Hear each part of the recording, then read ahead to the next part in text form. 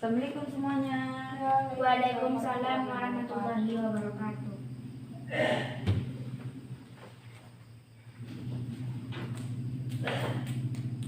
Oke, apa kabar? Baik, Bu. Sehat semuanya? Sehat. Alhamdulillah, sehat semuanya ya. Kita harus menjaga kesehatan apalagi sekarang ini saat masa pandemi, oke? Nah, sebelum dimulai, siapa ketua kelas di sini?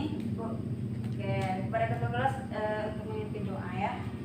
Siap, Bro? Berdoa menurut kepercayaan dan agama masing-masing, mulai. Selesai. Oke.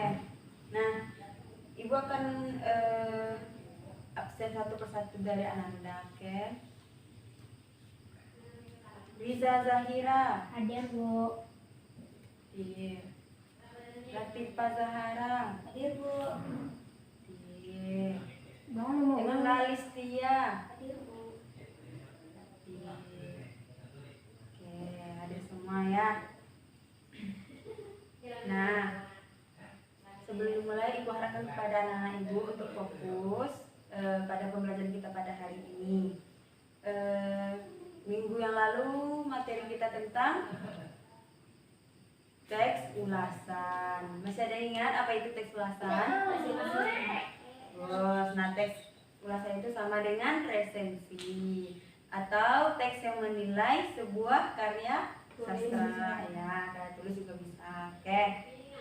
Nah, adapun tujuan pembelajaran kita pada hari ini adalah agar siswa Ibu dapat mengetahui apa saja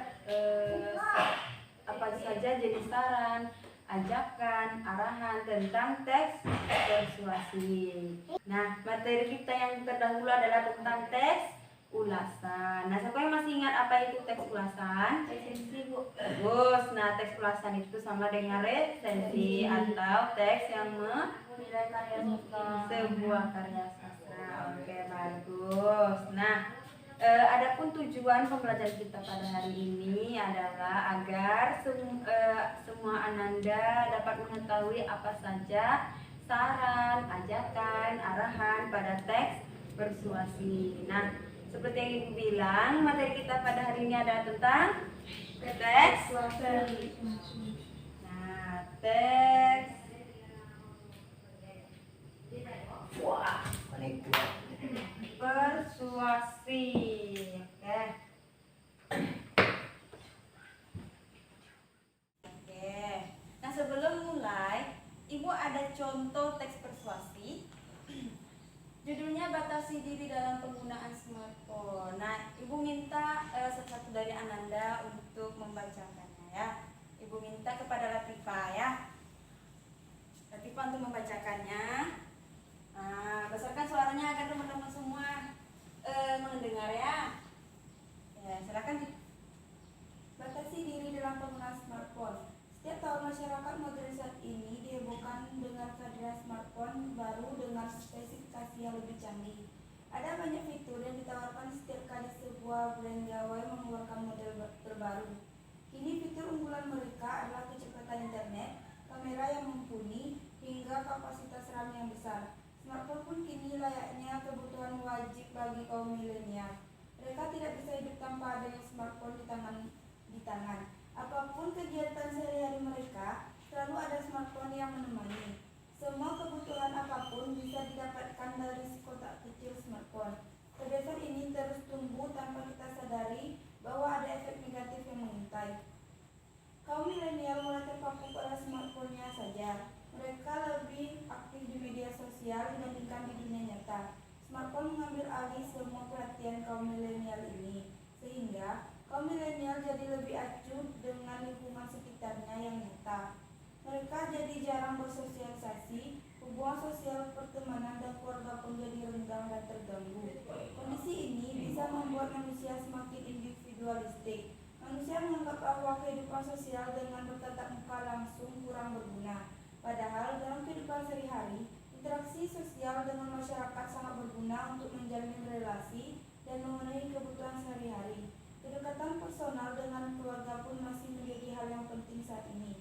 Karena itulah, kita perlu memberikan batasan pada diri sendiri saat menggunakan smartphone. Tidak ada larangan dalam menggunakan smartphone, tapi kita harus tahu diri kapan saatnya berkutat dengan gawai dan kapan saatnya kita harus menjalin interaksi dengan dunia nyata. Kita harus terus membangun kedekatan nyata dengan keluarga, rekan kerja, dan sahabat karena kita makhluk sosial. Oke. Nah, terima kasih kepada Tipa. Nah, dari teks yang dibacakan oleh teman Anda tadi, siapa yang tahu apa isi teks tersebut? Nah, bagus. Apa Tipa? Batasi diri dalam penggunaan smartphone. Bagus. Nah, jadi isinya adalah adanya ajakan, himbauan kepada setiap individu agar dapat membatasi diri dalam menggunakan smartphone. Oke. Dari teks tersebut kita akan tentang teks persuasi ya. Teks persuasi. Dari teks tersebut, apa pengertian dari teks persuasi tersebut? Siapa yang tahu? Apa pengertiannya? Teks yang berisi ajakan, himbauan. Bagus. Nah, teks yang berisi ajakan,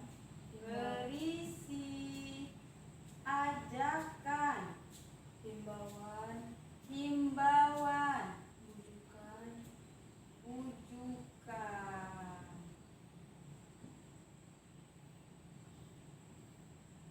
Ajakan, himbauan, bujukan kepada pembaca. Nah, ajakan, himbauan, bujukan kepada pembaca agar mengikuti apa yang penulis sampaikan dalam teks tersebut. Nah,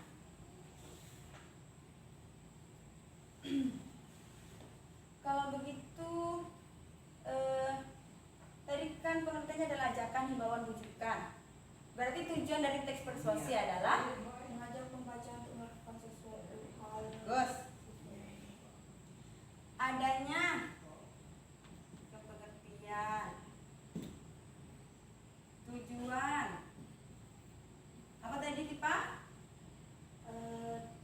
Teks yang mengajak pembaca untuk melakukan sesuatu hal. Berarti adanya mengajak, memberi pengaruh,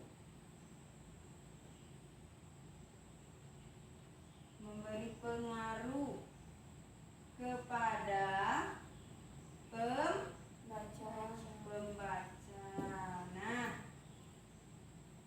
berarti tujuannya adalah memberikan pengaruh, mengajak kepada pembaca ya untuk mengikuti apa yang kita inginkan atau penulis inginkan. Misalnya tadi dalam teks apa yang penulis inginkan? Itu membatasi diri dalam. Nah, itu dia membatasi diri dalam penggunaan smartphone. Oke, pintar. Nah, adapun ciri-cirinya. Siapa yang tahu ciri-ciri?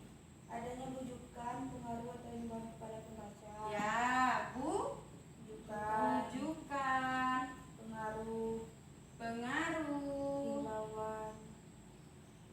himbauan kepada pembacanya sama ya. Apa lagi?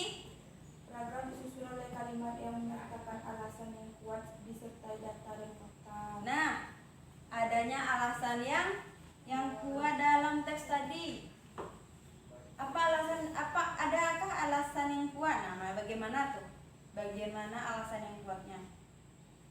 Nah, ini dia fitur penggunaan fitur kapasitas RAM yang besar ya, yang lebih canggih, adanya banyaknya fitur, model-model terbaru. Oke, itu dia alasannya ya. Nah, ada lagi isi paragraf digunakan untuk meyakinkan pembaca. Ya, itu betul itu. Harus berisi ajakan ya. Ya. Nah, dalam ada juga ciri-cirinya penggunaan kata-kata ajakan. Ya kan, kata-kata ajakan, kata-kata bujukan ya. Nah, siapa yang tahu apa contohnya? Angkat tangan. Siapa tahu?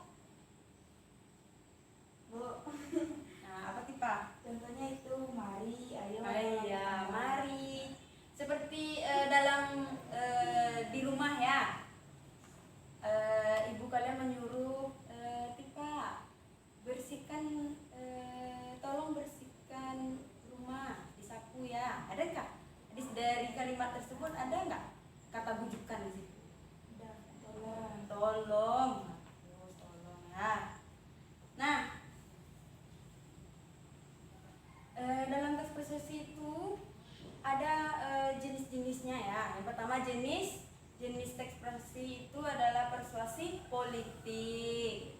Nah, teks persuasi yang politik itu lebih ke orang yang emang di bidang politik ya. Terus ada apa lagi?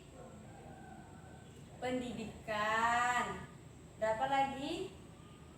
Propaganda. Apa lagi? Aduh, gak baca ya.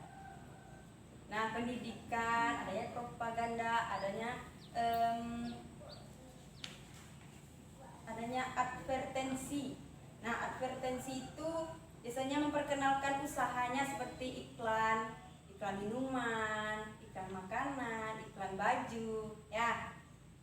Oke, isi dalam teks persuasi apa aja siapa yang tahu? Isi dalam teks persuasi. Nah, adanya argumen itu pendapat penulis ya, pendapat penulis, adanya fakta dan adanya ajakan. Nah, struktur dalam teks persuasi. Struktur pertama, pengenalan isu. bagus, pengenalan isu. Nah, pengenalan isu ini menyangkut tentang topik apa yang akan kita bahas. Nah, topik apa yang kita bahas? Nah, di sini dia. Ini penting, ini topik yang kita bahas. Yang kedua, Rangkaian argumen. rangkaian argumen. Bagus. Rangkaian argumen. Yang ketiga, Pernyataan ajakan. pernyataan ajakan.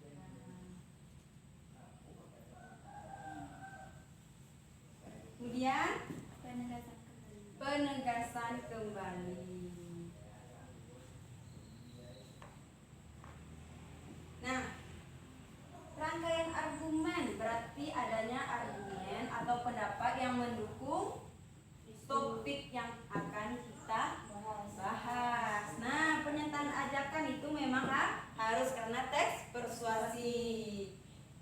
Yang keempat adalah penegasan kembali atau simpulan. Nah, setelah topiknya sudah ada, argumennya juga ada, ajakannya juga ada, harus ada simpulannya. Ya, penegasan kembali dengan topik yang kita bahas tadi. Oke. Kemudian langkah-langkahnya lagi.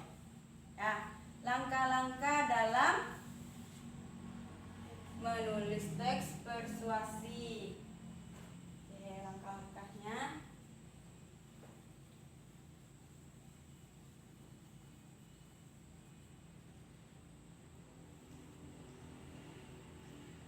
Langkah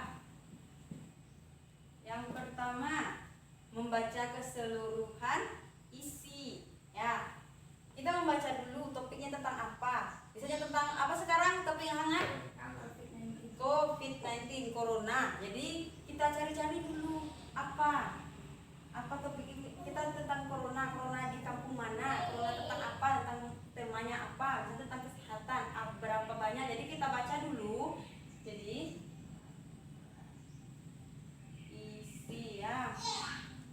Kita membaca keseluruhan isi setelah itu kita mencatat bagian-bagian pentingnya. Misalnya corona dengan jumlah kenaikannya sekarang 93% contohnya. Ya, 93%. Terus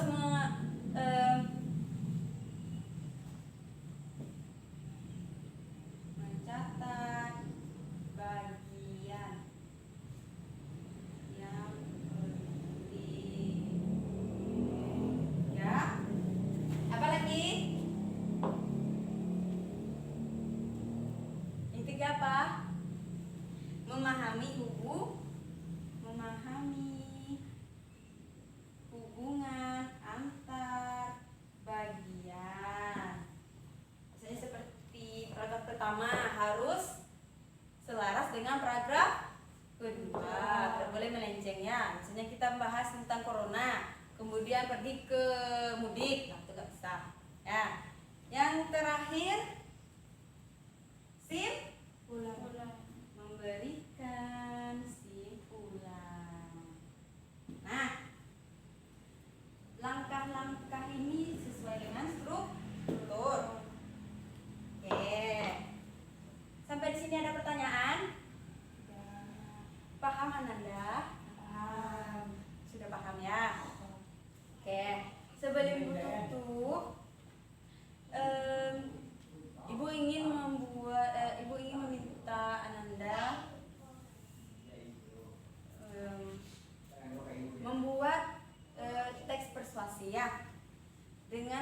hangat sekarang tentang COVID-19. Bisa? Bisa. Ibu minta kumpul besok salah satu dari Ananda maju ke depan untuk membacakan teks yang sudah dibuat ya.